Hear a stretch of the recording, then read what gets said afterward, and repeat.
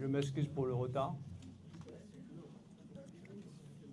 Cher gouverneur, Céline, Lyon-Céline Chemezer, chers officiels et passes officiels du district, cher ami Lyon, cher Léo, mesdames et messieurs, bonsoir.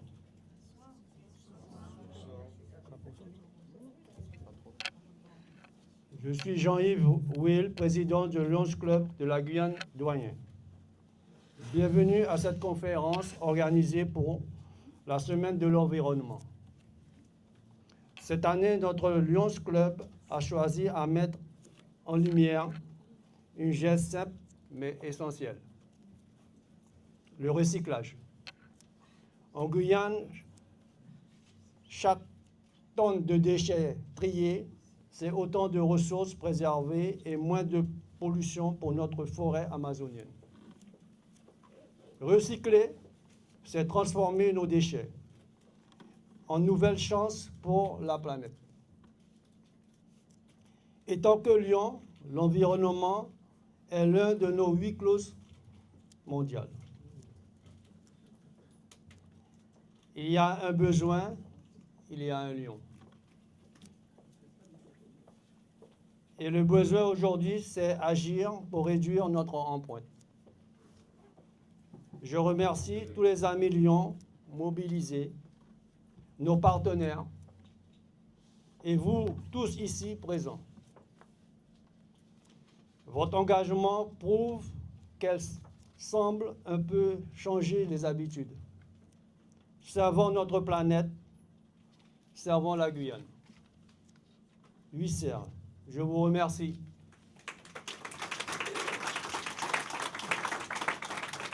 Je passe la parole à notre protocole Jean.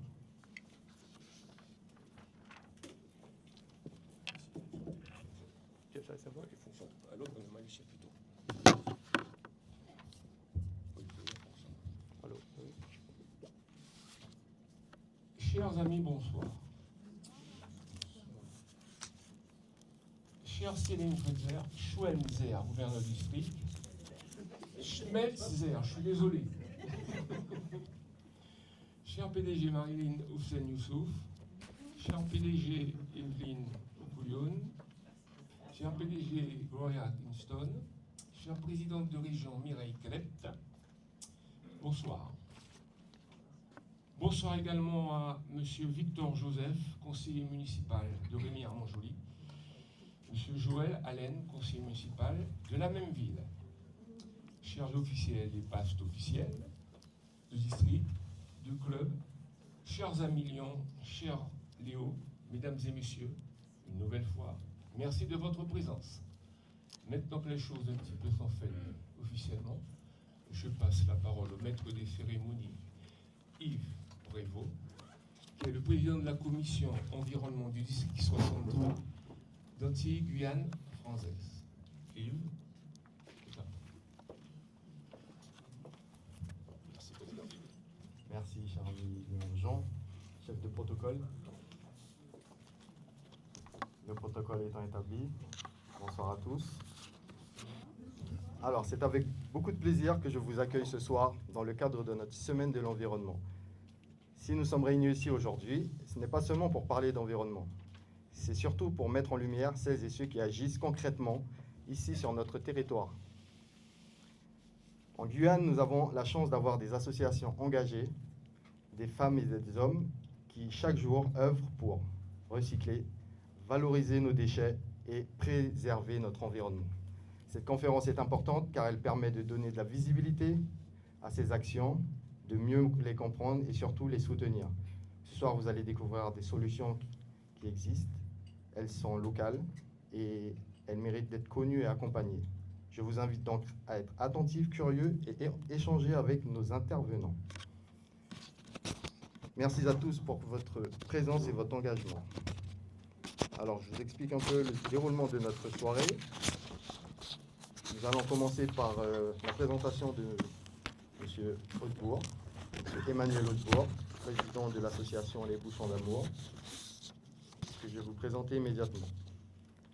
Gérant de l'école de natation Les Tritons, Il est également maître nageur et instructeur en aisance aquatique, œuvrant quotidiennement pour la sécurité et l'apprentissage en milieu aquatique. Très impliqué dans le domaine du handicap, il est vice-président du comité handisport et sport adapté de Guyane. Sur le plan associatif, il est aussi président des Bouchons d'Amour Guyane, une association reconnue pour ses actions solidaires et environnementales. Sur le plan, par ailleurs, il est fortement engagé dans le monde du football en tant que président de la commission régionale de discipline, référent à la promotion des arbitres, arbitre officiel au club Loyola. Enfin, il est membre actif de plusieurs associations locales, dont Cap Droit et Respect Handicap, et l'association d'athlétisme du centre hospitalier de Cayenne.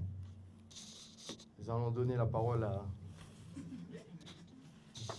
Merci bien. Merci beaucoup. J'ai rencontré M. Hautebourg il y a l'année dernière, lorsque j'ai commencé mes fonctions de président de commission, afin de comprendre justement ses actions et voir dans quelle mesure je pourrais l'aider. Je vais lui laisser faire sa présentation et après, on rentrera plus dans les détails. Merci beaucoup. Téléphone. J'arrive. Merci beaucoup d'être là, messieurs, dames. Je vais faire ma petite présentation. D'abord, j'ai un ami qui s'appelle Jean-François Delphin, qui est non-voyant. Vous êtes avant tout au niveau du Lyons pour les non-voyants, pour la Cannes. Donc, vous pouvez applaudir Jean-François. Merci. Pendant ma présentation, vous allez accompagner Jean-François et vous aurez tous les yeux fermés. Il va s'asseoir. Il ne va pas tomber, il va s'asseoir. Vous aurez tous les yeux fermés de façon à accompagner Jean-François. Donc on ferme les yeux. Voilà. Je vais avoir parlé. Bien sûr, tu vas regarder si tout le monde ferme les yeux. Parce que c'est avant tout des lions. D'accord? Et les lions, ils ont la foi vis-à-vis de la Cannes, véritablement, que ce soit dans le monde entier. Et là, je vais commencer ma présentation. Mais ils auront les yeux fermés. Ok. Donc, Madame la gouverneure, Madame la présidente de région, Madame, Messieurs les anciens gouverneurs PDG, Madame, Messieurs les présidents de club, Madame le chef de projet de Graines de Guyane, Madame la représentante de Mon Pays Propre, Monsieur le représentant de la CACL, Mesdames, Messieurs les membres de club et civils, à tous ceux qui ici présents, bonjour à toutes et à tous. Eh bien, on répond bonjour. Voilà. Bonsoir, voilà, tout à fait. On a les yeux fermés, on a les yeux fermés. Attention. Aujourd'hui, je souhaite vous présenter une belle aventure humaine, écologique et solidaire, celle de l'association Les Bouchons d'Amour de Guyane. À travers un objet du quotidien que nous jetons souvent sans y penser, le bouchon plastique, un déchet plastique, cette association transforme un déchet en espoir, en aide concrète et une action environnementale. Et cette année encore, avec le soutien du Lions Club International, nous ferons la 3e expédition de la collecte de bouchons plastiques, soit 6 tonnes qui partiront du port du dégradé Cannes pour arriver au port du Havre et à l'usine de recyclage Sulo qui est à Langres, L-A-N-G-R-E-S. Ah, ils sont studieux, ils ont les yeux fermés. C'est bien. Jean-François, tu n'es pas tout seul. Très bien.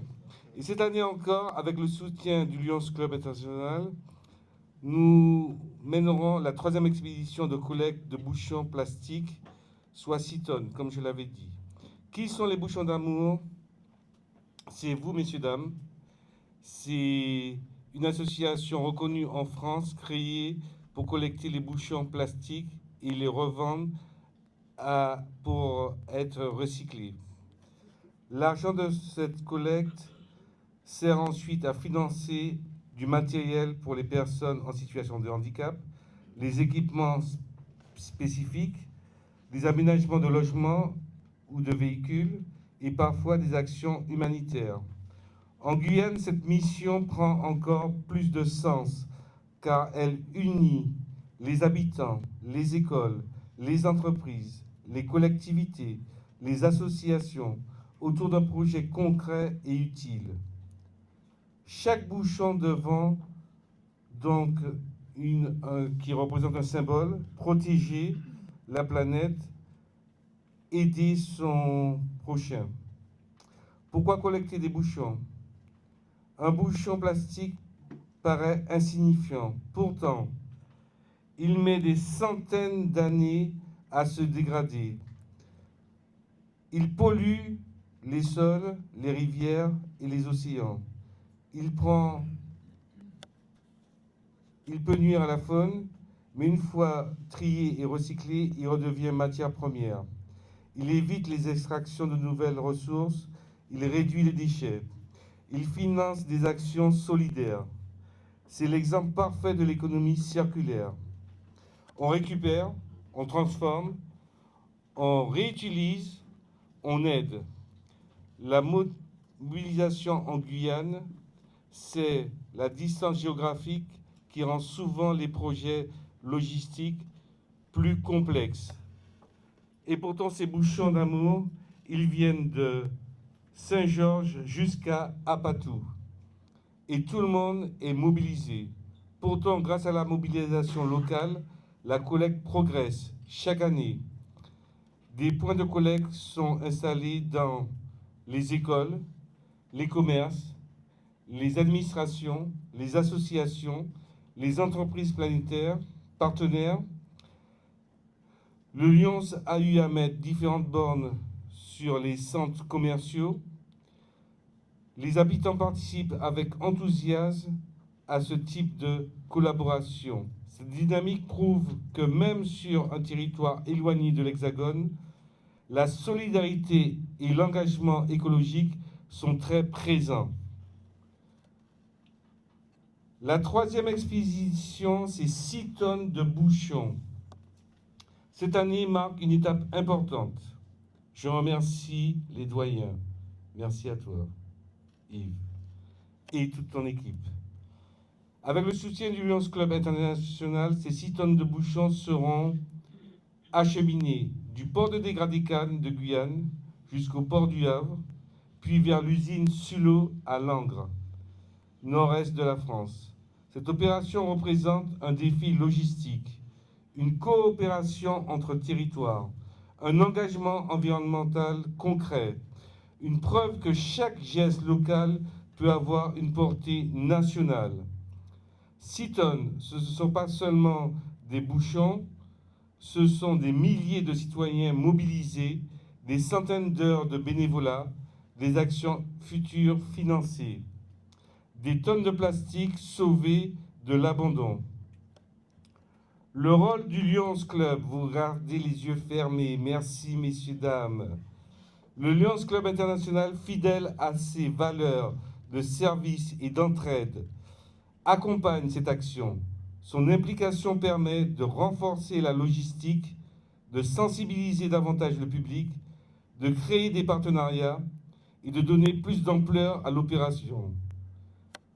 Quand les associations et clubs services unissent leurs forces, les résultats sont concrets. Pour conclure, on garde les yeux fermés. Les bouchons d'amour de Guyane démontrent qu'un simple bouchon plastique peut devenir un geste écologique, une aide solidaire, une action citoyenne, une fierté collective. Avec cette troisième expédition de 6 tonnes, la Guyane envoie un message fort. Rien n'est trop petit pour changer les choses, alors gardons en tête cette idée simple. Ne jetons plus les bouchons, transformons-les en avenir. Un bouchon pour nous ne vaut rien, mais ensemble, il peut tout changer. Merci à vous, messieurs, dames, vous pouvez ouvrir les yeux.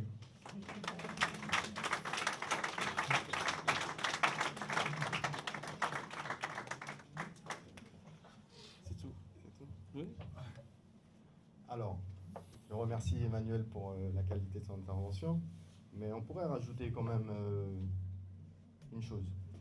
C'est-à-dire que la récolte des bouchons, c'est une chose, mais l'expédition en métropole, à l'usine Sullo, c'en est une autre. Exact. Et malheureusement, M. Hautebourg n'a plus les soutiens ou certains partenariats qu'il a possédés avant, comme par exemple les Forces armées de Guyane ou une société de recyclage qui lui mettait à disposition un container qui a fermé. Exact. Et du coup, aujourd'hui, il se voit il rencontre des difficultés pour expédier maintenant cette troisième expédition de 6 tonnes de bouchons. D'où la création de cette cagnotte, l'ETI, pour venir en soutien à l'association Les Bouchons d'Amour et voilà, soutenir cette action. Mais également, la mise en relation, ce serait bien si une synergie était possible peut-être à l'avenir, après cette troisième expédition, entre OSL avec le projet Mo Pays Propre et pour pouvoir recycler le bouchon directement sur le territoire. Mais là, à l'heure actuelle, il reste encore la troisième expédition à préparer. Ben oui, j'espère. Il a été estimé à environ 5 400 € pour la mise à disposition du container, le transport, etc. Donc je fais appel à votre générosité et votre soutien pour venir en aide à M. Hautebourg et l'association Les Bouchons d'Amour. J'ai une petite faiblesse parce que je pensais que le conteneur était prêt. Je pensais que le voyage se ferait véritablement. Donc je compte sur vous, messieurs, dames.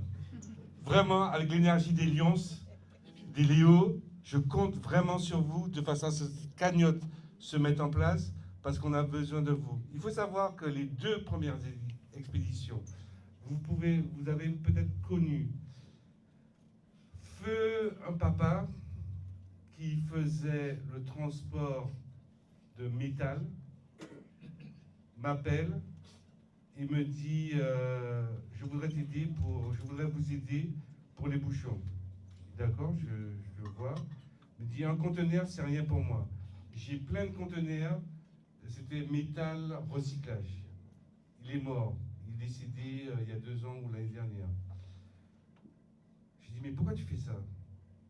Parce que c'est ma petite fille, à chaque fois elle me dit papi, le bouchon, il faut le recycler papi, il faut le recycler. Je dis eh ben d'accord, moi je vais faire un travail, je vais prendre tes bouchons et ils vont partir à Sullo de façon à le faire. Et gratuitement. Depuis, il s'est passé ce qui s'est passé et on a pu cette gratuité de façon à pouvoir, c'était pareil, à savoir que à Montjoly, les 18 big bags où la plupart des lions viennent pour pouvoir déposer cette récolte de bouchons, eh bien, il y avait pareil un transporteur qui venait gratuitement. Lui, il est toujours vivant, il m'a dit, je suis toujours OK. Mais depuis que j'ai vu les doyens, ils m'ont dit, attends, on va faire de manière à ce que ce soit différent et dynamique, vite, pour qu'on dit. C'est toujours aussi dynamique. Mais voilà, nous nous trouvons avec Feu, ce père qui n'est plus là et qui ne peut pas nous mettre à disposition ce conteneur de 20 pieds et qui faisait que sur les 2 premières expéditions, et je lui fais un hommage, grâce à lui, eh ben, il y a pu avoir ces 6 tonnes de bouchons qui sont partis au Havre et à l'usine Sullo. Donc maintenant, pour cette 3e expédition, il m'a dit, vous nous avez dit, il n'est pas question que ces bouchons restent en Guyane. Donc je compte sur vous de manière à ce que ce soit avec OCL, que ce soit avec la CACL, que ce soit avec les petites mains et tout, nous avons énormément d'enfants qui viennent de la maternelle. On n'a pas besoin de leur faire d'affiches ni quoi que ce soit. C'est la première fois que je vois en Guyane, alors qu'on n'a pas tant que ça la mentalité écologique. Nos enfants, quel que soit d'où ils viennent évidemment, et Dieu seul sait le nombre de communautés qui résident en Guyane, et c'est ça toute sa richesse, ils sont tous les premiers à dire les bouchons, on les récolte, il faut que ce soit recyclé. Merci à vous, messieurs, dames.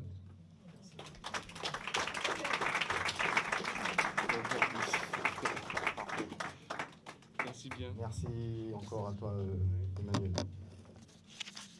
Sans transition, nous allons passer directement à la 2e intervenante. Anaïs Buffard. Alors, Anaïs est chargée de projet au sein de l'association Océan Sciences Logistiques, l'abréviation qui est abrégée par OSL, et fondatrice du projet Mon Pays Propre. Originaire des savanes de Matiti, issue du milieu agricole, elle a poursuivi des études en écologie et en gestion de la biodiversité à Montpellier et à Paris, avant de revenir en Guyane avec une ambition forte, contribuer au développement durable de son territoire. Titulaire d'un master, elle s'est engagée dans le milieu associatif local, où elle œuvre à mieux comprendre les écosystèmes guyanais, notamment les milieux aquatiques, et sensibiliser le public. Elle développe notamment la médiation scientifique, un lien essentiel entre les chercheurs et la population, en particulier les jeunes. Je vous demande des applaudissements pour Anaïs Buffard.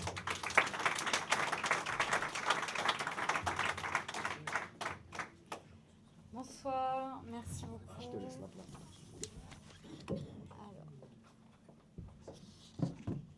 Avec moi, il faudra ouvrir les yeux par contre. Du moins ceux qui le peuvent.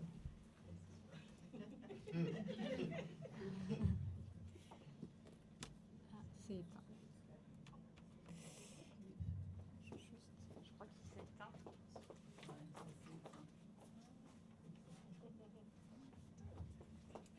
Bonsoir, merci beaucoup pour la présentation.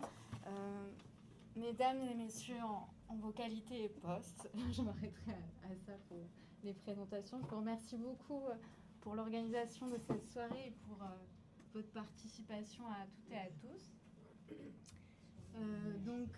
OSL pour Océan Sciences et Logistique, c'est une association guyanaise qui œuvre depuis 20 ans maintenant pour étudier, valoriser et préserver les milieux aquatiques de Guyane, donc milieux fluviaux et milieux marins.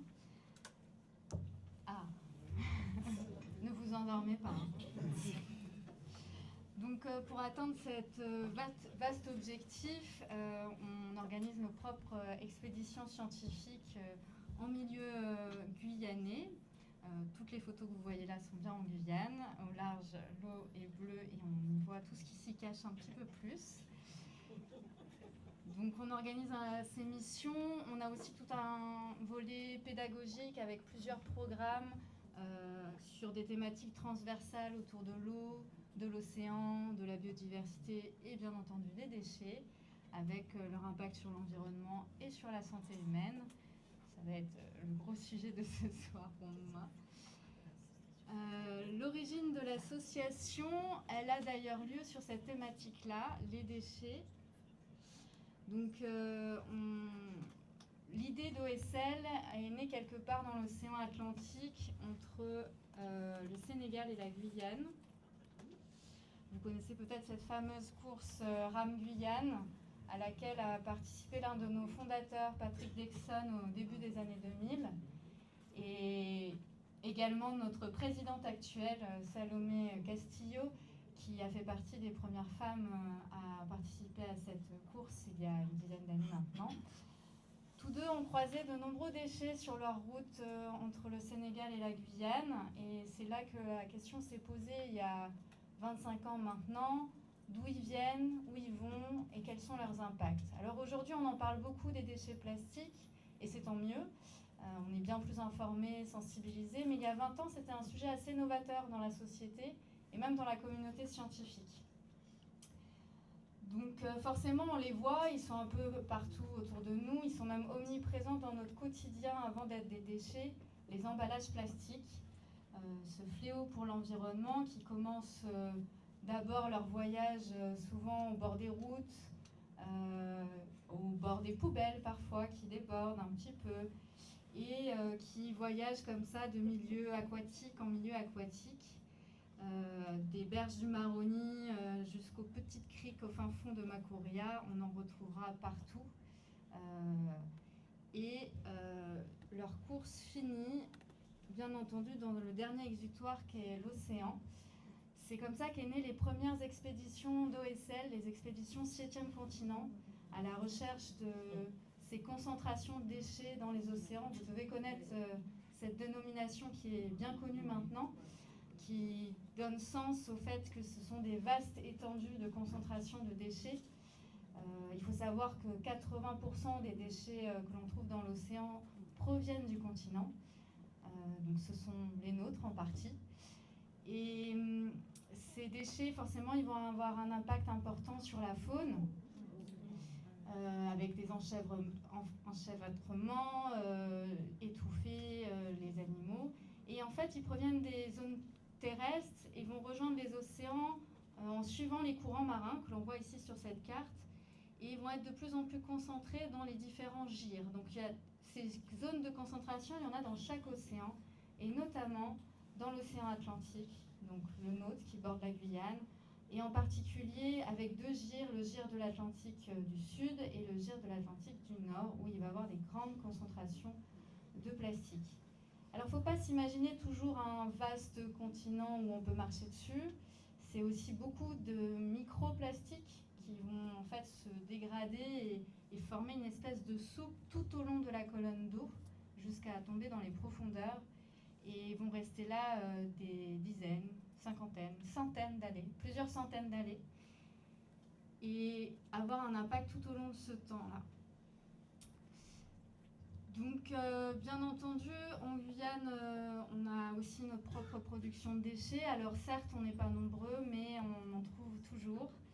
En l'occurrence, les déchets marins comme les filets de pêche sont assez courants sur nos littoraux et sont assez courants finalement aussi dans le monde entier. C'est une des premières causes de mortalité des animaux marins, ce qu'on appelle notamment les filets fantômes qui se décrochent, qui sont perdus mais qui continuent à capturer et donc à tuer les tortues, les cétacés, les mammifères marins. Mais il y a aussi nos objets du quotidien et en particulier les objets à usage rapide et à usage unique, alors que paradoxalement le plastique il est fait pour durer longtemps et nous on l'utilise pour très peu de temps. Et c'est là qu'on a voulu développer le projet Mon Pays Propre. Donc, bien entendu, dans la suite logique des expéditions 7e continent depuis 2005, on a monté le projet Mon Pays Propre qui, lui, est plus ancré sur le territoire guyanais. On a arrêté d'aller jusque dans l'océan Atlantique au nord. On s'est reconcentré sur notre littoral, sur nos berges, avec des suivis de pollution toujours pour connaître un petit peu mieux la quantification, la caractérisation de ces pollutions. Toujours des programmes pédagogiques pour sensibiliser et mobiliser les habitants de Guyane et en particulier les plus jeunes. Et puis un troisième volet que je vais vous expliquer d'autant plus, qui est tout nouveau, sur la valorisation en local de certains déchets plastiques. Donc les suivis scientifiques du littoral qu'on a commencé en 2019, ça ressemble un petit peu à ça. Ce sont des gros ramassages et où on va quantifier, caractériser chaque type de déchets, chaque objet selon leur usage, le nombre, le poids, le volume. Donc chaque bouchon sur les plages vont être comptabilisés, chaque bouteille, chaque canette, etc. Et puis on ne s'est pas contenté à analyser les macro-déchets, donc les déchets visibles, on est aussi allé voir ce qui se passe au niveau particulaire. Parce que les déchets, et en particulier les déchets plastiques, ils vont se fragmenter et donc on va les retrouver à une échelle presque invisible à l'œil nu. Et c'est pour ça qu'on a fait des prélèvements de sable, des prélèvements d'eau, de l'eau côtière, de l'eau du fleuve du Maroni. Et on a analysé un peu ce qu'on y trouvait. Et malheureusement, on y a trouvé des choses. Donc, sans surprise, beaucoup de plastique sur nos littoraux et nos berges. 95% de nos déchets en Guyane abandonnés sur le littoral sont du plastique. Et parmi ces plastiques, on retrouve tout ça. Donc, vous avez en bleu les déchets issus des activités de pêche. Donc, les filets de pêche, les flotteurs. En jaune, tous les déchets plastiques qui sont trop fragmentés pour définir leur usage et leur origine, mais qui sont certainement dans l'environnement depuis un certain temps pour en arriver là. Et en rouge, donc tous les emballages, objets en plastique qui sont à usage unique ou à usage rapide, c'est-à-dire en premier lieu les bouteilles et leurs étiquettes, les bouchons, les anneaux de bouchons, les emballages de chips, de bonbons, les sachets, les cigarettes, etc.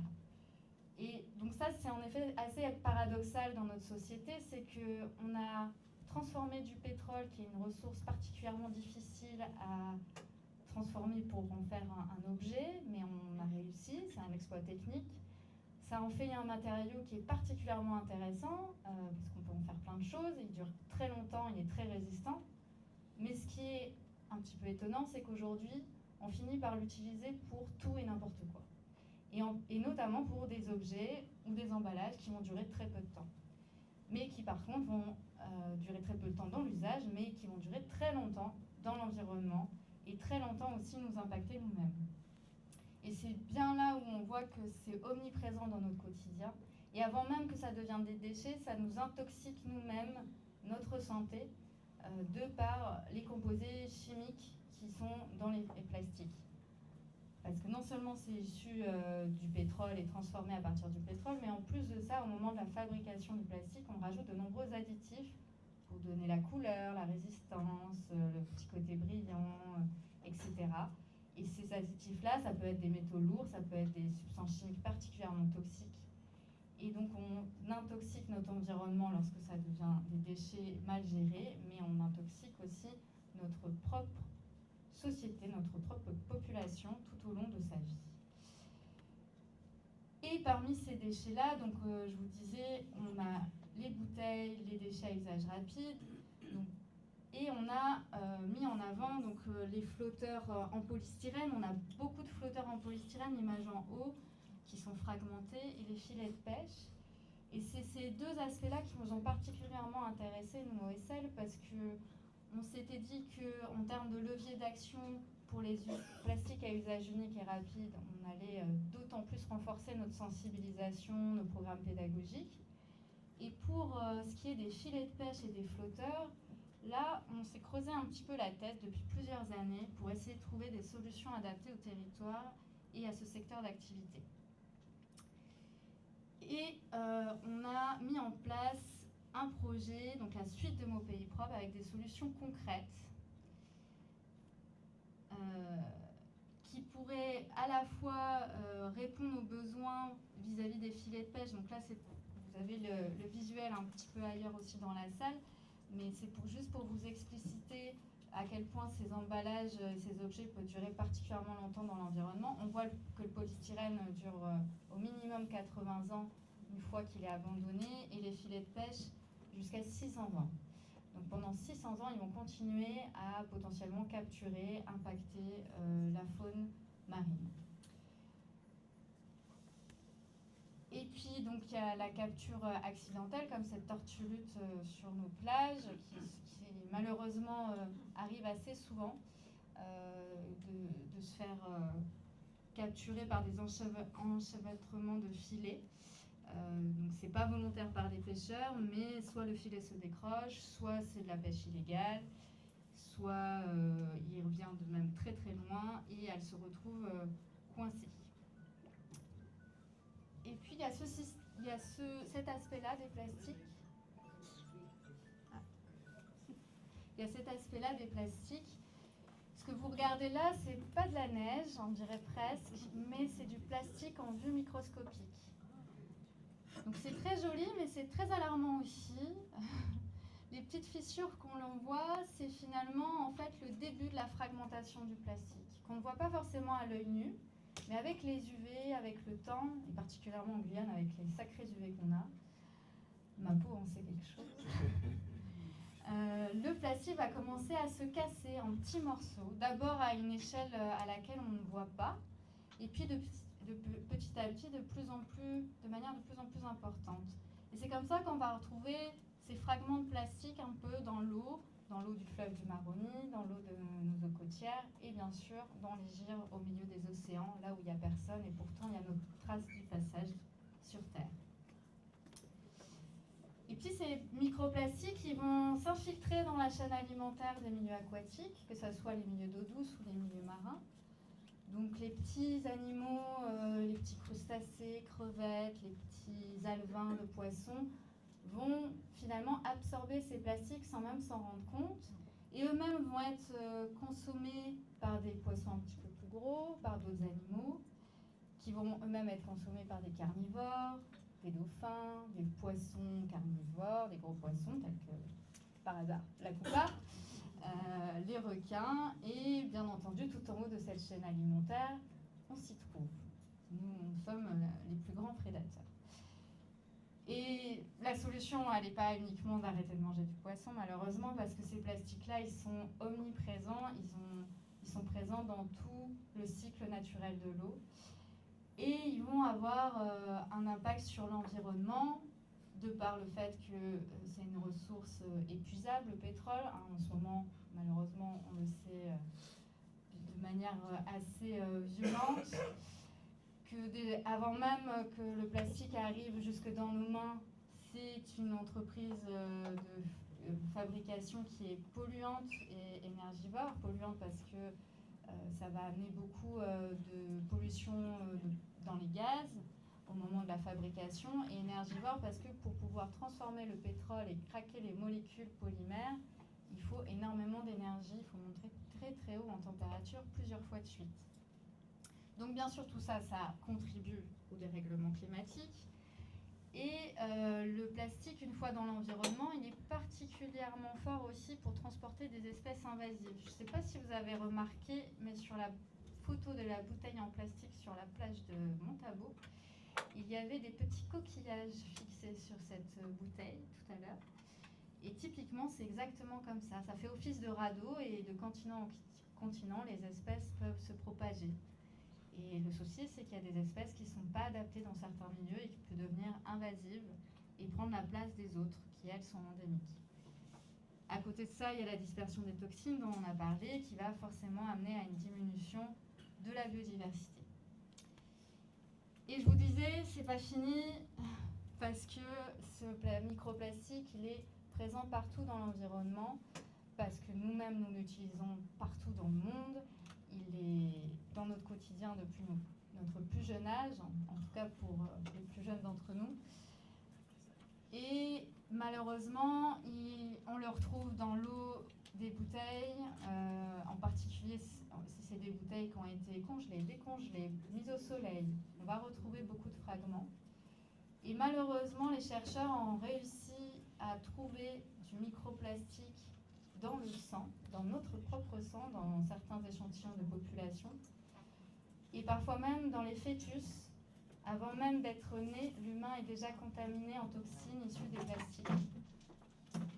Et dans les zones les plus polluées du globe, donc en l'occurrence en Chine, ils ont trouvé des traces de polluants chimiques issus des plastiques dans les nuages. Heureusement, en Guyane, on est encore préservé d'un niveau de pollution tel que celui-ci. Nos nuages sont encore sains. On a la brume du Sahara, mais on n'a pas encore de microplastique, heureusement. Et ce n'est pas une fatalité. On peut agir. Les plastiques, ça ne fait pas si longtemps qu'ils existent. Finalement, c'est l'histoire de à peine quelques générations. Et on peut fermer ce robinet et trouver des solutions, et notamment des solutions sur le territoire.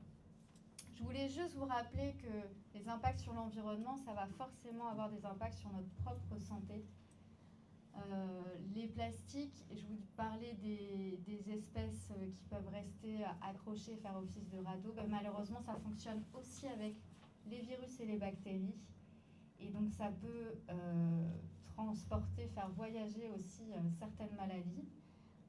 Le Covid notamment, il y a eu un énorme recul sur les lois plastiques vis-à-vis du Covid. On s'est mis à tout réemballer, à tout réemballer en plastique, mais il faut savoir que des virus comme le Covid, ils persistent plus longtemps sur le plastique que sur n'importe quelle autre matière.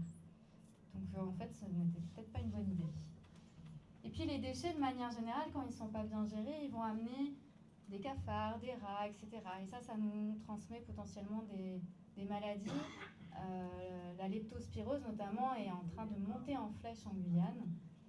Et c'est beaucoup lié à le fait d'avoir des déchets qui ne sont pas toujours bien gérés sur notre territoire, de manière individuelle comme collective.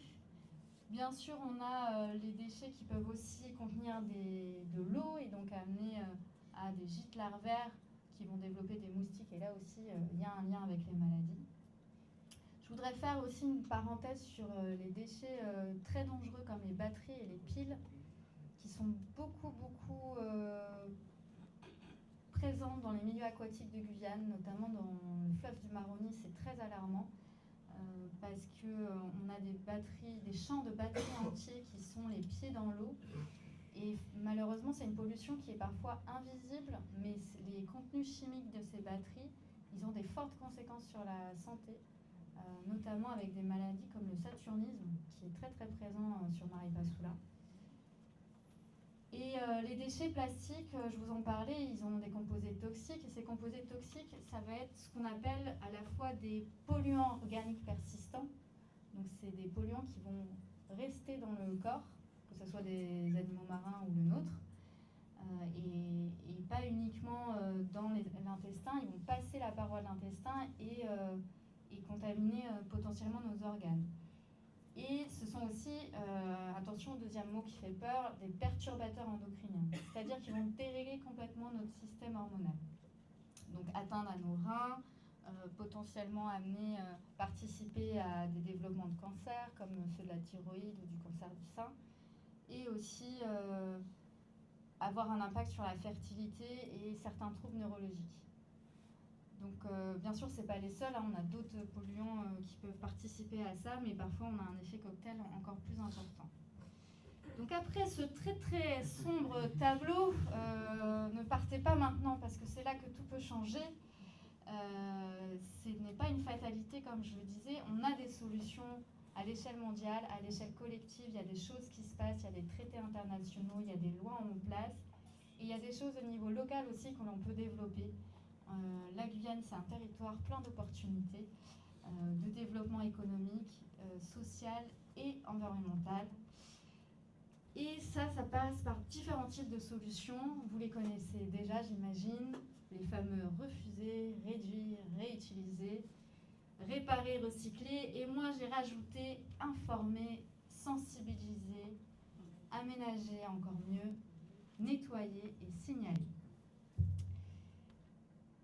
Et on va aller un petit peu plus loin dans ces différentes solutions, et notamment le projet Mon Pays Propre, qui a pour objectif de transformer une problématique en opportunité pour le territoire, va développer des solutions locales, notamment sur la partie réutiliser, réparer et recycler. Donc, pour réduire, on poursuit nos actions pédagogiques auprès de la population guyanaise, avec des actions dans les quartiers prioritaires, des actions avec les scolaires, pour trouver d'autres moyens de consommer, d'autres moyens de vivre dans le quotidien avec moins de plastique autour de soi et donc préserver sa santé, et aussi agir dans son environnement, et ce, dès le plus jeune âge. Et puis, réutiliser et recycler, j'en reviens au résultat de nos diagnostics de suivi de pollution, le fameux problème filet de pêche. Alors en Guyane, on a les activités de pêche qui sont soit des filets droits, soit des chaluts, mais on a aussi beaucoup de pêche illégale malheureusement. Nos eaux sont tellement riches qu'elles attirent de nombreuses convoitises. Et donc ici, tout à droite, vous avez un petit échantillon de ce que peut récolter les affaires maritimes lorsqu'ils saisissent des bateaux illégaux en mer. Seulement voilà, c'est un problème. D'un côté, on a les affaires maritimes qui ne savent pas quoi faire de ces filets qui sont saisis et qui ne peuvent pas être remis en circulation auprès des pêcheurs parce que pas dans les normes européennes. Et en plus, c'est de la saisie. Un peu comme la cocaïne, quoi. On la remet pas en circulation. Et puis on a les pêcheurs qui, eux, ne savent pas quoi faire de leur filet en fin de vie. Une fois que le filet est trop dégradé, trop abîmé, plus réparable, ils n'ont pas de système. D'ailleurs, ils ont très peu d'aménagement finalement dans les zones de débarquement. Et l'idée, c'était de venir en soutien aux activités économiques de pêche en Guyane pour trouver des solutions qui leur correspondraient, et aussi trouver une solution qui permettrait de faciliter la lutte contre la pêche illégale, tout en développant un savoir-faire sur le recyclage localement. C'est là que le nouveau nouvel axe, le mot pays propre, a pour objectif de valoriser les filets de pêche usagés ou issus des saisies, de concevoir avec les pêcheurs des engins de pêche plus durables. J'en reviens aux flotteurs de pêche qui se dégradent dans l'environnement. L'idée, c'est de trouver une alternative à ces flotteurs et de par tout ça, contribuer à la préservation des écosystèmes et des ressources halieutiques, c'est-à-dire les poissons, les crevettes que nous-mêmes consommons beaucoup sur la Guyane.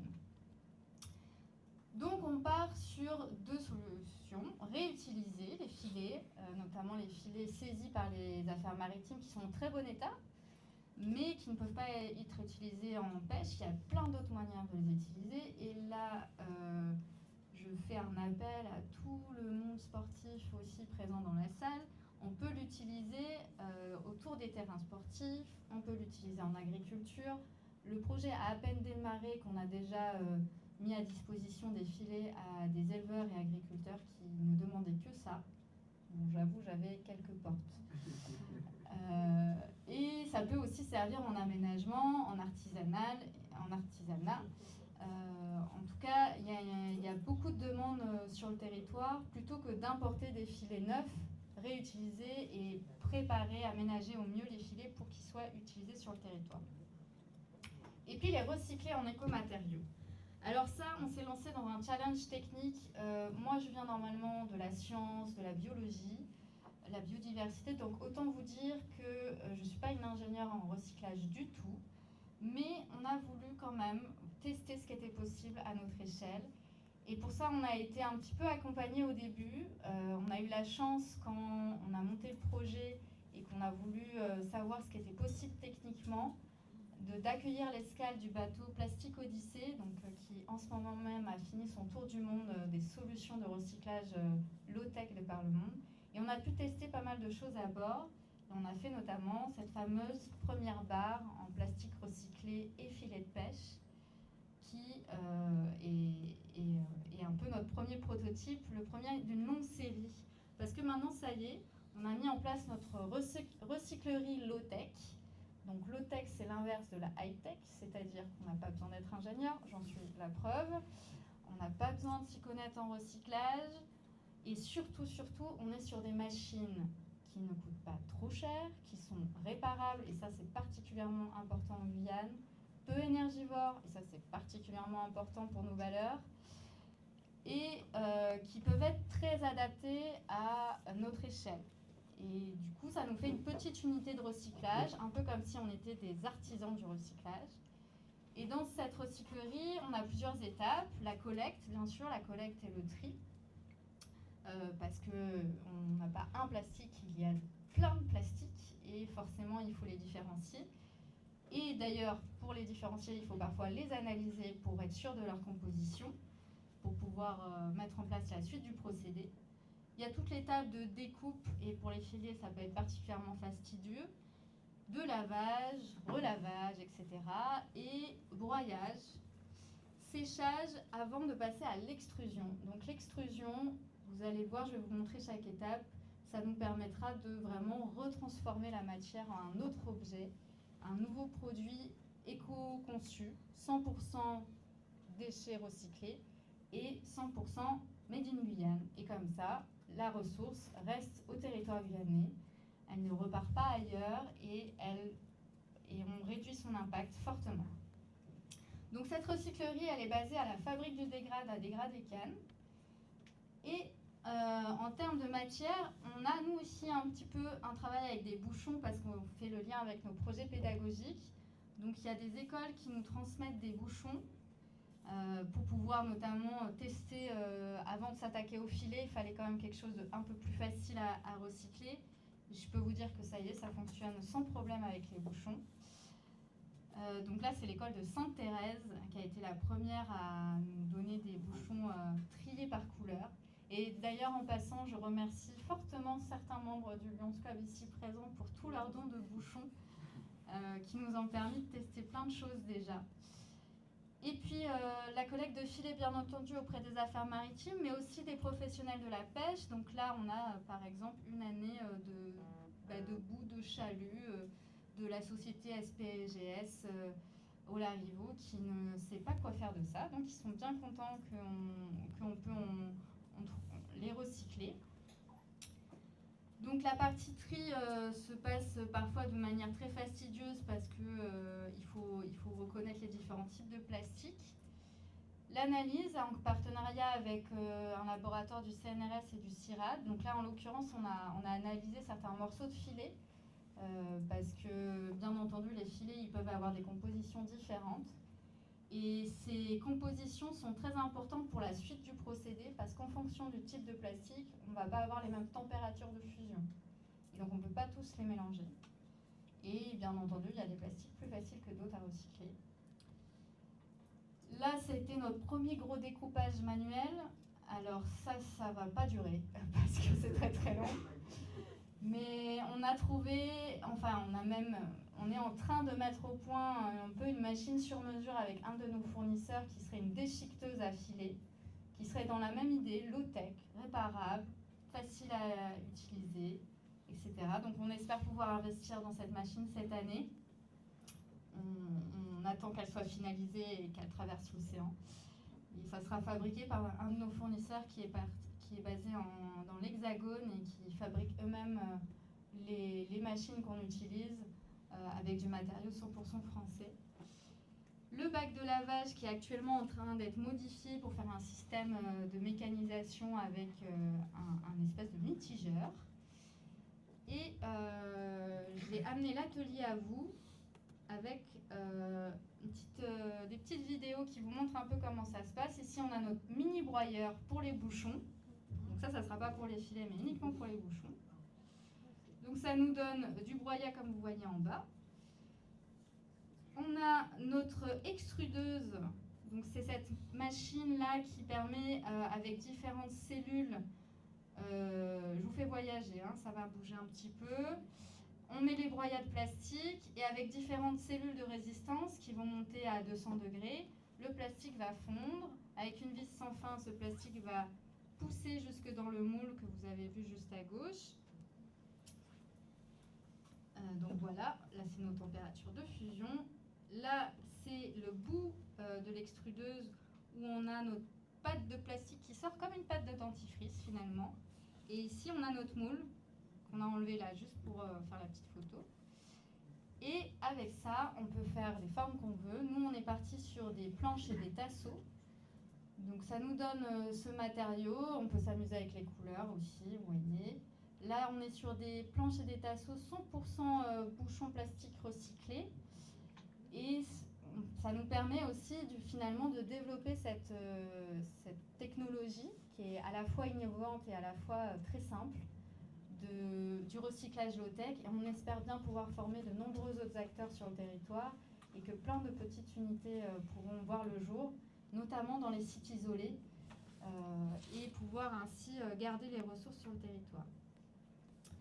Une fois qu'on a nos tasseaux et nos planches, on peut en faire ce qu'on veut. Alors c'est un peu comme du bois, on peut le retravailler avec bien sûr les précautions que ça reste du plastique et le but c'est pas de remplacer la matière bois. C'est pour ça qu'on s'est beaucoup creusé la tête à pas recycler pour recycler, mais avoir un vrai objectif de produit fini derrière. Et donc on boucle la boucle en produisant des planches qui deviendront des poubelles, et notamment des poubelles pour les scolaires,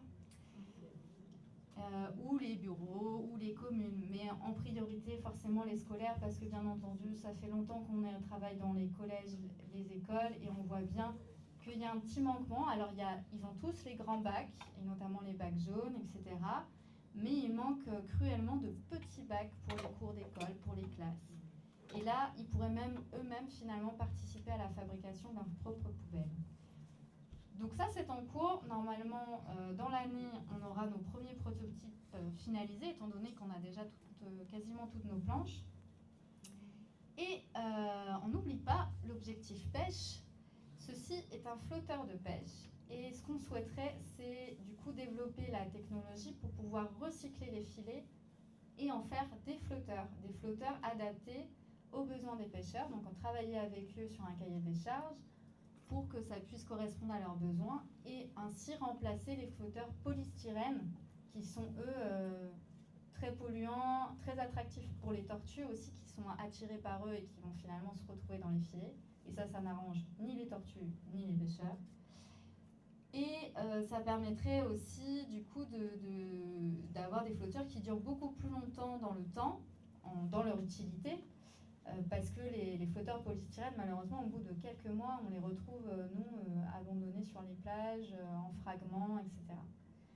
Donc l'idée, c'est de répondre à 2 problématiques en un seul projet. Valoriser les ressources qu'on a localement, protéger la biodiversité tout en développement, en participant au développement économique, solidaire et durable de la Guyane. Je voulais juste finir sur quelques autres initiatives qu'on a sur le territoire, parce qu'on est beaucoup de petites associations et souvent très peu connues. Ça ne sera pas exhaustif, mais pour réutiliser et réparer, vous avez des ressourceries comme Yana Solidarité, Symbiose, Timagnoc. Il y a aussi le Dressing de Guyane qui propose beaucoup de vêtements de qualité à la revente. On a bien entendu la Casa Vélo pour tout ce qui est réparation de vélo, Guyaclic pour tout ce qui est téléphone, ordinateur, Belle-Père pour les chaussures, sans oublier les réparateurs de la CACL. Et il y a toute une liste par la Chambre des métiers et de l'artisanat qui avait été faite et qui, je crois, va être refaite à nouveau, notamment pour tout ce qui est couturier, réparateur aussi d'électroménager, etc. Et ça permet aussi de participer au développement économique des petites entreprises et des associations locales.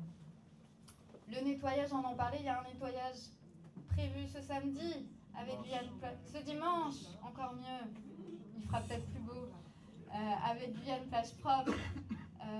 Et d'ailleurs, cette association, elle propose très très souvent des ramassages, des maillouries en semaine, en week-end, les vacances. Ils sont très très engagés et actifs sur le territoire, et en particulier Cayenne et Rémire.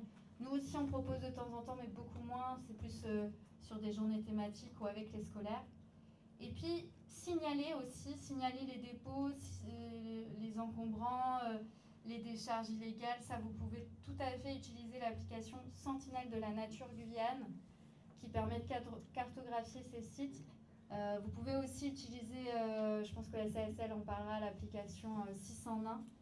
Et en cas d'animaux marins sur les plages, en détresse, dans les filets, ou même parfois déjà morts, il y a un numéro d'urgence qui existe, n'hésitez pas à nous appeler.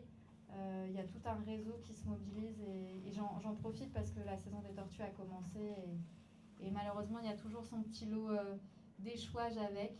En tout cas, voilà, il y a plein de solutions qui s'offrent à nous, et encore sûrement plein d'autres que je n'ai pas listées là. Et je vous remercie beaucoup. J'espère qu'on va pouvoir développer ces projets ensemble. Et puis, en tout cas, je suis très, très heureuse d'avoir été là. Merci Yves pour l'invitation. Merci à tout le Lions Club d'avoir organisé cette soirée.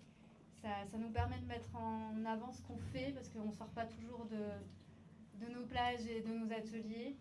Et l'association est ouverte aux bénévoles aussi, donc n'hésitez pas à aussi venir trier des bouchons avec nous ou les broyer. Merci beaucoup.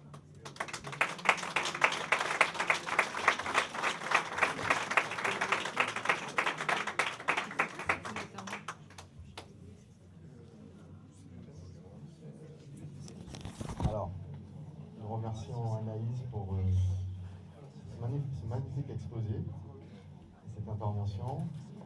Et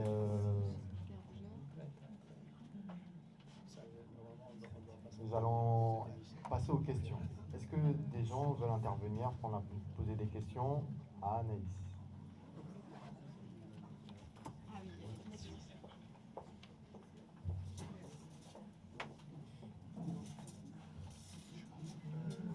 Bonsoir à tous. Donc, avec la nouvelle réglementation qui impose maintenant des bouchons attachés, je voulais savoir, est-ce que vous avez noté une baisse de collecte? Parce que moi, je fais l'effort de détacher le bouchon avant de jeter ma bouteille, mais je sais que ça peut être contraignant pour certaines personnes. Donc, est-ce que cette nouvelle réglementation réduit le nombre de bouchons collectés. Ah, monsieur Audebourg, c'est là pour répondre. Merci de la question, en effet très pertinente. Dommage que monsieur Audebourg ne puisse pas répondre parce que je pense qu'il a beaucoup plus de retours d'expérience. Nous, on fait la collecte de bouchons que depuis 1 an et encore, on est très discret sur la question. Et même pas, moins d'1 an. Donc on n'a pas forcément de recul. Par contre, ce que je peux vous dire, c'est ce qu'on retrouve dans l'environnement. Malheureusement, on n'a pas vu de réduction. Peut-être premièrement parce que finalement, quand vous regardez, il y a très peu de bouteilles qui suivent cette réglementation en réalité. Il y a encore beaucoup de bouteilles qui ont des bouchons complètement détachables. Alors, pour nous, c'est plus facile. Mais voilà, ça peut aussi amener à ce que ça soit plus facilement dans l'environnement. Et sincèrement, je pense que s'il y a moins de bouchons dans l'environnement, ce ne sera pas un problème. On aura d'autres déchets plastiques recyclables facilement. Voilà, le flux de plastique n'est pas compliqué à trouver. Ah, vous en savez quelque chose, vous aussi. Je voulais poser une question. Le plastique que vous arrivez à, les barres de plastique que vous arrivez à construire sont uniquement dédiées au marché guyanais? Ah oui. Ah oui. C'est la volonté du projet, c'est de rester sur la Guyane. Oui. Et au contraire, d'essayer de limiter les importations plastiques. Voilà. Après, on ne va pas répondre à tous les besoins du territoire. Mais si on peut répondre à des besoins spécifiques locaux, oui, bien sûr, c'est l'objectif. Que le recyclage y soit vraiment local et pas... À exporter. Voilà. En tout cas, en ce qui nous concerne, après, on est à une petite échelle. Hein. On ne pourra pas du tout absorber tous les flux de Guyane. C'est pour ça que la CACL existe et c'est pour ça que nous, on s'est mis sur la problématique filet, qui n'a pas aujourd'hui d'exutoire. Tu avais une question? Juste rapidement. Non, en fait, moi je trouve ça super intéressant, la question de recycler le plastique en barre et surtout d'en faire des choses très utiles comme des corbeilles parce que c'est clair qu'il en manque. Vous aviez évoqué le fait de proposer le dispositif à d'autres associations, c'est déjà en cours. Ah, désolé. Moi je disais que... Prise la révolte. Que du coup, ouais c'est ça. Que du coup vous proposiez de montrer le dispositif, de le proposer à d'autres associations. Est-ce que c'est en cours? Est-ce qu'il y a une synergie qui se met en place? Parce que ouais, ça peut être très intéressant. Et oui, tout à fait, c'est le but du projet. Ah, je suis désolée, j'ai eu des gros manquements. J'ai complètement oublié de noter les partenaires financiers du projet. Donc, pour ça, heureusement, on est aidé par l'ADEME et la CTG.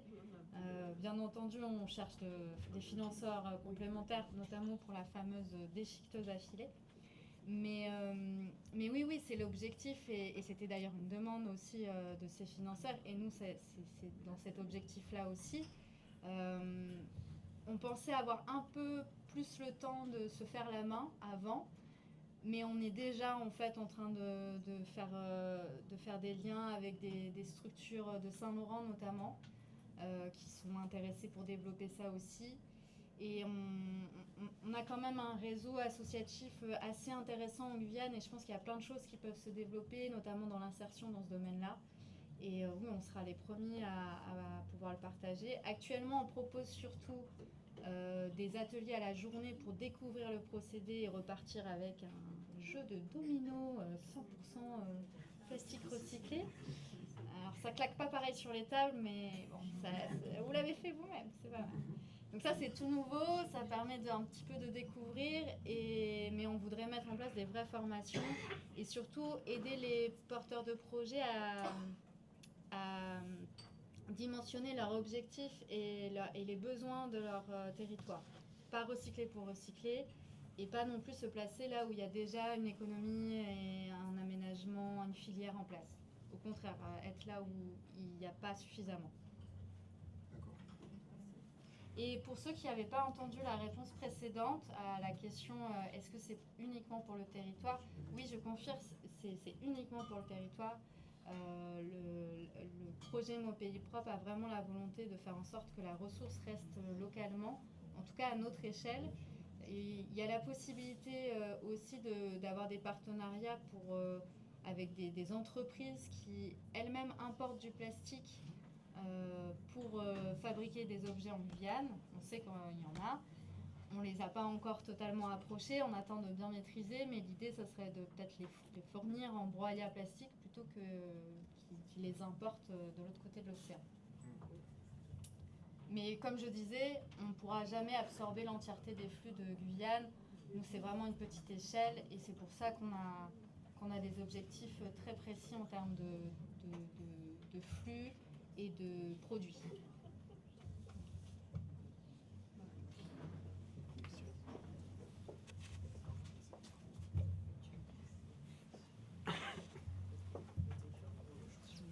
Bonsoir. Alors, juste pour savoir, aujourd'hui, cette démarche, elle est financée par des organismes, des collectivités. Mais est-ce que, en parallèle de vos recherches aujourd'hui, est-ce qu'il y a des modèles économiques viables, rentables, qui sont pensés ou mis en place pour inciter les acteurs privés aussi peut-être à se lancer dans ça, parce que on est dans un monde où, de toute façon, on va dire, c'est l'argent qui mène. Donc, si ce sont des activités qui ne sont possibles que parce qu'il y a des financeurs derrière, ça aura du mal à prendre. Donc, est-ce que dans votre programmation, il y a aussi cette approche vraiment économique pour que des acteurs privés puissent se lancer et que ça devienne rentable pour quelqu'un qui voudrait le faire? Oui, très bonne question. On est justement en train d'étudier cette question-là. Alors oui, là, le projet actuellement, il est essentiellement financé par des fonds publics. Donc, bien sûr, ça ne suffira pas, il nous faudra aussi des fonds privés. C'est un projet avant tout là, de recherche et développement, parce qu'on s'attaque aux filets de pêche. C'est quasiment pas recyclé, les filets de pêche dans le monde. Donc techniquement, on a mis la barre un petit peu haute. Déjà que recycler le plastique en Guyane, c'était nouveau, mais non, on a voulu faire plus. Donc forcément, là, le modèle économique, il a besoin de financement parce que c'est de la recherche, parce que c'est du développement de technologies innovantes. Mais pour ce qui est d'autres flux, d'autres types de plastique, il y a des modèles économiques qui peuvent être plus facilement en place. Et on peut avoir une partie recherche et on peut avoir une partie un petit peu plus entrepreneuriale. Et on est justement accompagné par la Fabrique des entreprises du CIBIG, parce que j'ai oublié de le dire aussi, on est accompagné par le CIBIG, donc de Guyane Développement Innovation. Et on a eu la chance d'être lauréat du concours Innovation Guyane sur ce projet. Et ce qui nous a permis d'avoir un accompagnement technique et qu'on va surtout développer cette année sur tout ce qui est business model. Donc en gros, une fois qu'on aura dépassé la partie recherche, qu'est-ce qu'on fait économiquement pour que ça soit durable et rentable et qu'en effet le projet ne soit pas avorté une fois qu'on a trouvé une super solution. C'est aussi pour ça qu'on a eu la volonté de faire d'abord petit, en petite unité, avec des petits moyens. J'ai trop vu de grands projets en Guyane, certainement ailleurs aussi, mais je vais parler de ce que je connais, qui ont vu trop grand tout de suite, pas adapté et où ça s'est cassé la gueule. Donc on a dit qu'on prenait le problème à l'envers, on partait des besoins pour dimensionner et tester et dimensionner ensuite notre modèle économique sur une base réelle. Réellement en Guyane, combien de temps ça va nous prendre de faire ça? Avec des gens en Guyane, du matériel en Guyane, les conditions spécifiques du territoire. Et pas des chiffres, parce qu'on peut se baser sur des chiffres de l'Hexagone pour monter des modèles économiques et du coup ça ne fonctionne pas, quoi. Voilà. Mais on est preneur si vous avez des connaissances en business model, je prends. Merci. Est-ce que quelqu'un voudra intervenir encore? On va passer directement aux derniers intervenants. Merci beaucoup. Merci à Anaïs. Merci. Si Sans vous avez exposer. d'autres questions, n'hésitez pas.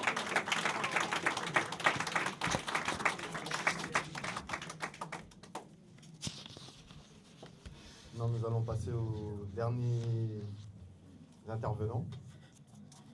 Qui sont M. Philippe Tropnas, responsable du service environnement de la CACL. À travers ses actions, il pilote les politiques publiques liées à la gestion des déchets, sensibilisation environnementale et à la prévention. Il est accompagné de son collègue M.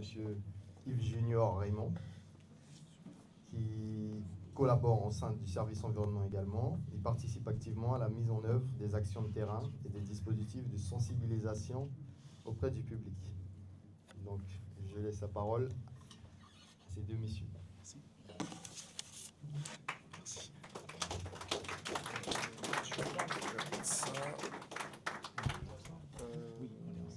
Monsieur le responsable des services, vous prenez le pupitre.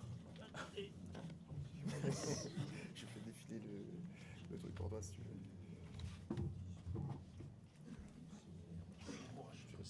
Merci.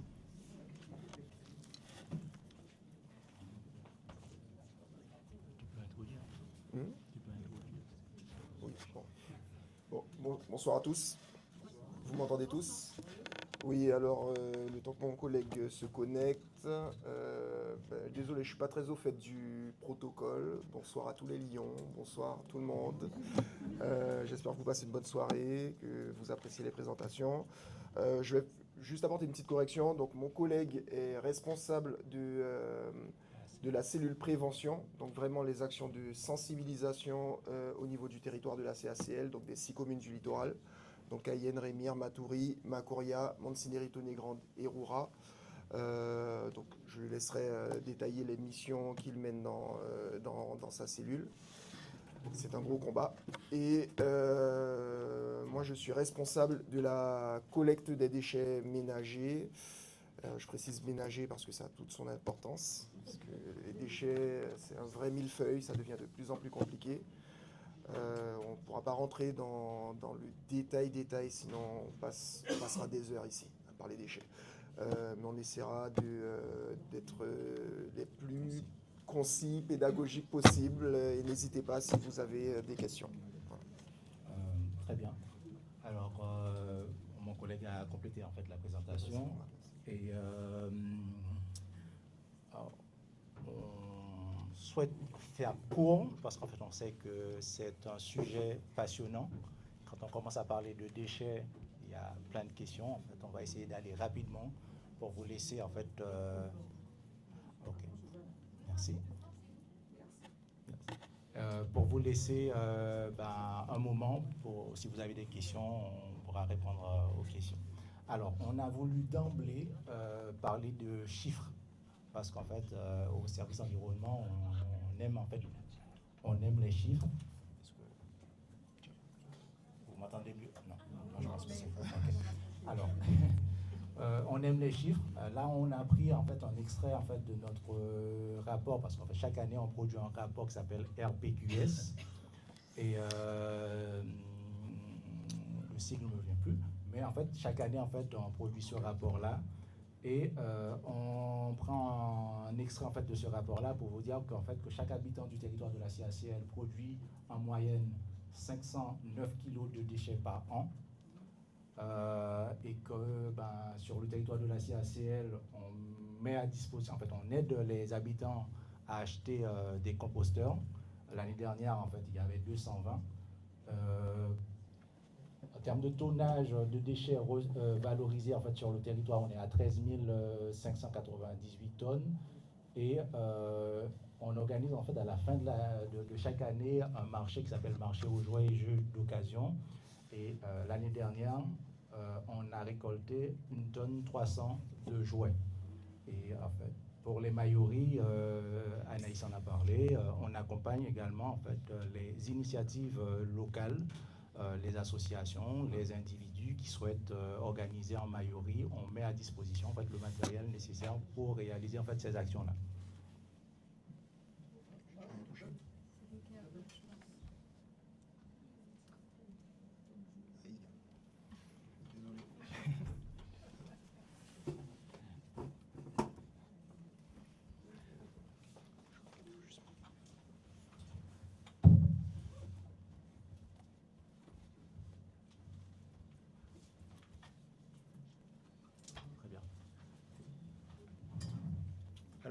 on va vous présenter.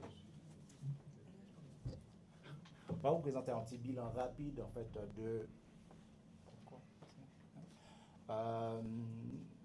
des coûts de fonctionnement en fait au service environnement déchets. Où, comme vous pouvez voir en fait de 2020 à 2025 en fait les dépenses augmentent, mais les recettes également. Mais on voit bien que les dépenses augmentent plus que les recettes. Vous savez comment en fait le service public de gestion des déchets est financé. Ce sont vos taxes d'enlèvement des ordures ménagères en fait, qui financent ce service-là. Comme vous pouvez voir, en fait, en 2025, on est pratiquement à la limite. Bientôt, nos taxes ne pourront pas couvrir en fait l'ensemble des dépenses du service. Voilà. On arrive aussi à capter quelques subventions, des subventions de l'État et également des éco-organismes qui participent également au fonctionnement de ces, en fait, des dépenses de fonctionnement en fait, du service environnement déchets. Alors oui, moi pour compléter sur la collecte précisément, et même sur le... Bon, vous m'entendez bien? Oui, je suis obligé de coller, je suis obligé d'embrasser le micro, désolé. Oui, donc là, les coûts de fonctionnement comprennent vraiment tous les pôles du service. Donc le pôle de mon collègue, donc la prévention, la collecte et le traitement. Et donc oui, les coûts augmentent, je dirais pas exponentiellement, mais on le voit chaque année. Ça devient de plus en plus compliqué parce qu'il faut toujours faire plus. Malheureusement, les recettes ne rentrent pas au même rythme. Il y avait eu une mission, ministérielle qui avait été menée. Les chiffres avaient été établis à l'échelle du territoire et qui disaient qu'en termes de recettes pour le financement des services environnement, c'était une personne sur 8 qui payait pour le service. Donc on peut se dire que sur la CACL, on a la même problématique. Et du coup, voilà, on a des vrais défis à l'avenir parce que tout coûte de plus en plus cher. En plus, avec le contexte international qu'on connaît actuellement, là, par exemple, on doit relancer les marchés. J'ai même peur de voir les prix qu'on va nous afficher parce que tout sera plus cher. Sachant que depuis le Covid, même un camion qui coûtait 150 000 euros nous coûte 230 000 euros. Voilà, les coûts explosent, la population explose. Voilà, il y a des vrais défis à relever pour le service. Et pour compléter en fait les propos de mon collègue, plus on en produit, plus on va devoir payer. Plus on en produit, plus on va devoir en fait payer pour traiter en fait ces déchets. Et c'est pour cela que ma cellule s'occupe en fait de la partie qui concerne en fait la sensibilisation à réduire en fait la production de déchets. Et c'est pour cela que vous entendez parler en fait d'un tas d'actions. On aide les gens à acheter un composteur pour ne pas tout jeter en fait à la poubelle, parce qu'en fait derrière on négocie pour que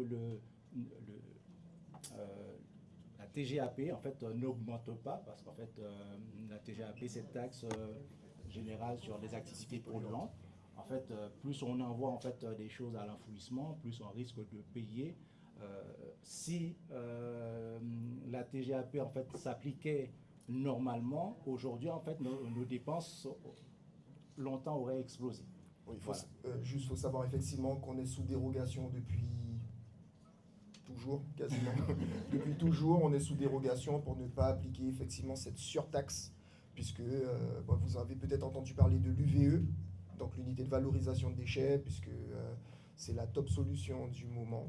Enfin, on peut en débattre, mais c'est la meilleure solution avec les moyens actuels qui existent pour réduire les déchets et qui évite effectivement de tout enfouir. Il y a un vrai sujet aussi sur l'enfouissement en Guyane. Effectivement, si on appliquait cette surtaxe à chaque tonne enfouie, il faut savoir qu'actuellement on paye à peu près 85 € la tonne enfouie. normalement, on devrait être au moins à 130 ou 135 € la tonne, ce qui ferait exploser complètement les coûts. Puisqu'on a parlé uniquement des déchets valorisés, il faut savoir que sur la CACL, on est au-delà de 75 000 tonnes de déchets qu'on reçoit au niveau juste de l'ISDND.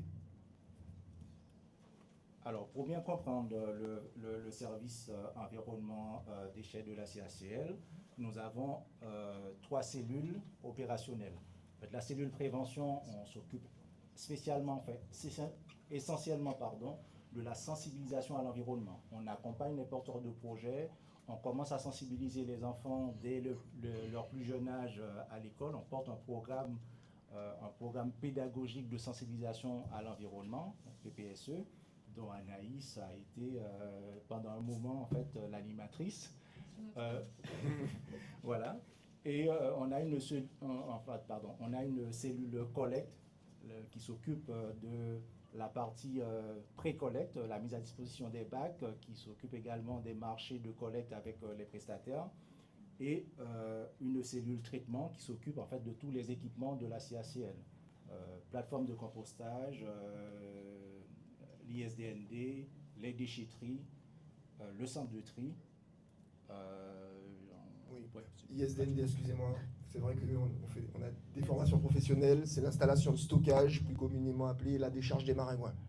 Voilà. Donc, son vrai nom, c'est pas décharge, c'est ISDND. Et la CACL aussi a une compétence fourrière animale. Bon, on ne va pas développer ce soir en fait cette compétence.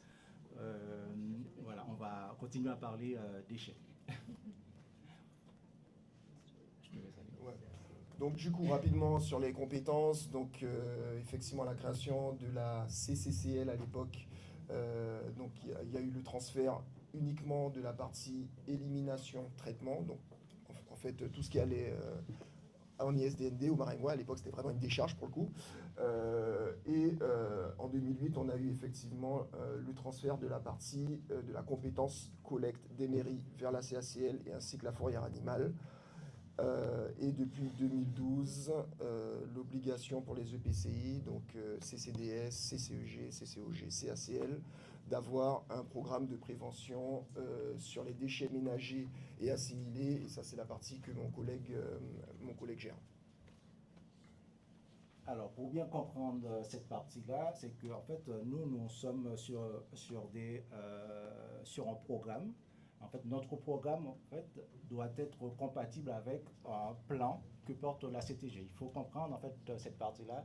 La CTG est sur une partie stratégique et la CACL est sur une partie opérationnelle.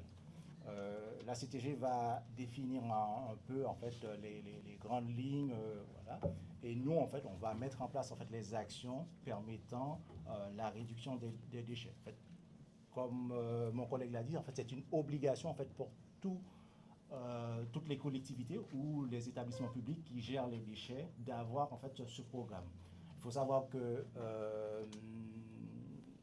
depuis 2012, c'était obligatoire. En fait, le décret d'application est sorti en 2015 et il y a très peu d'établissements publics aujourd'hui en fait qui adoptent en fait leur programme local de prévention des déchets ménagers et assimilés. Dans les DOM, je crois que la CACL doit être 3e ou 4e établissement public qui a adopté en fait son PLP-DMA. Et ce que je dois préciser ici, c'est qu'en fait, notre programme ne peut pas ou ne doit pas comporter des incompatibilités avec le PRPGD de la CTG. En fait, normalement, on doit respecter en fait les grandes lignes définies par la CTG et mener des actions en fonction en fait de ce que la CTG a décidé en fait. Les objectifs en fait fixés par la CTG. Et la CTG dépend encore plus haut au niveau national d'un plan national de gestion, de prévention et de gestion des déchets. Alors, dans le plan régional de prévention et de gestion des déchets, PRPGD de la CTG, en fait, il y a en fait, tous ces objectifs-là qui sont fixés. Et nous, quand on a élaboré notre PLPDMA, on s'est basé en fait sur ces objectifs-là pour mettre en place des actions ou réfléchir en fait sur quelles actions il faut mettre en fait sur le territoire.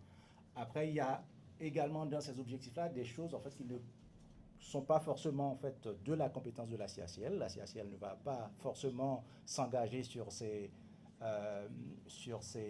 actions-là parce qu'en fait, il y a des déchets qui concernent les professionnels qui ne sont pas forcément en fait des déchets de la collectivité, de l'établissement public, pour le cas de la CACL. La CACL ne va pas s'engager, mais la CACL va accompagner en fait les acteurs du territoire pour mettre en place ces actions.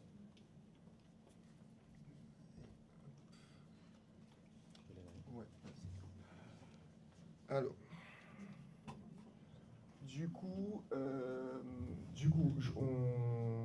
en introduction, je disais que la CACL s'occupait effectivement des déchets ménagers et assimilés, donc les déchets produits par les ménages. Donc on peut collecter les déchets de professionnels tant qu'ils rentrent dans cette catégorie de déchets, donc ménagers et assimilés. Donc ça comprend les ordures ménagères résiduelles, donc les déchets non recyclables après le tri, les déchets recyclables. D'ailleurs, je vais faire un petit focus sur les déchets recyclables parce que vous avez sûrement entendu parler de l'extension des consignes de tri qui va, j'espère, aider à avoir moins de choses, de mauvais déchets, alléger un peu le contenu des poubelles vertes, puisqu'on a un vrai sujet sur l'installation de stockage, l'ISDND. Vous avez peut-être entendu, si vous écoutez l'actualité sur le territoire, on recherche un site. On n'a toujours pas de site pour l'ISDND, et ça devient vraiment préoccupant parce que bientôt on sera peut-être obligé d'envoyer nos déchets aux Antilles pour les traiter. Parce que là, voilà, l'ISDND des Maringouins arrive bientôt à saturation et on ne fait que déroger à ce qu'on peut faire pour agrandir et stocker de plus en plus. Mais voilà, le fait qu'on ait énormément de déchets mal triés, de déchets recyclables qui se retrouvent dans les poubelles vertes. Déjà, c'est bien quand ils se retrouvent dans les poubelles. Ça pose un vrai problème au niveau de l'enfouissement.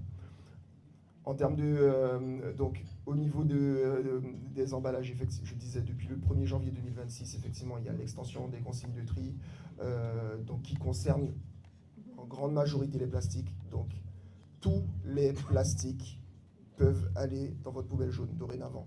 Ça veut dire que vous n'avez plus de questions à vous poser. Est-ce que ma brique de lait, puisqu'on parle d'emballage composite, il y a du plastique, il y a de l'alu, il y a du carton, etc. Ça peut aller dans la poubelle jaune. Donc il y aura les paquets de jambon, la boîte sous vide, le polystyrène, les barquettes d'œufs en plastique, les pots de yaourt. Vous n'avez pas besoin de les laver. Tout va dans la poubelle jaune. Donc normalement, ça facilitera votre boulot à la maison et ça facilitera normalement le travail des agents, puisqu'avant on devait faire un tri pas possible, puisque les gens de toute façon nous mettaient un peu de tout et n'importe quoi au centre de tri pour ceux qui ont fait la visite. Voilà. Donc en termes de déchets ménagers assimilés que nous collectons au niveau de la CACL, on a le verre en apport volontaire.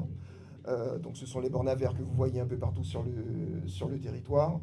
En termes de biodéchets, donc on parle surtout de déchets verts. Donc ce sont des déchets qui sont collectés en porte-à-porte quand ils ne sont pas souillés, parce que ça c'est une vraie problématique sur le territoire.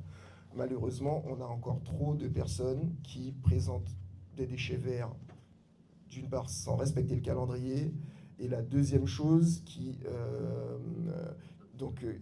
les mélange avec des ordures ménagères ou des encombrants, et donc du coup qu'on ne peut pas faire l'opération de tri, on est obligé de passer en encombrant. Donc ça crée des dépôts sauvages. Ça c'est, on en reparlera tout à l'heure, mais c'est un des gros fléaux sur le territoire, les dépôts sauvages.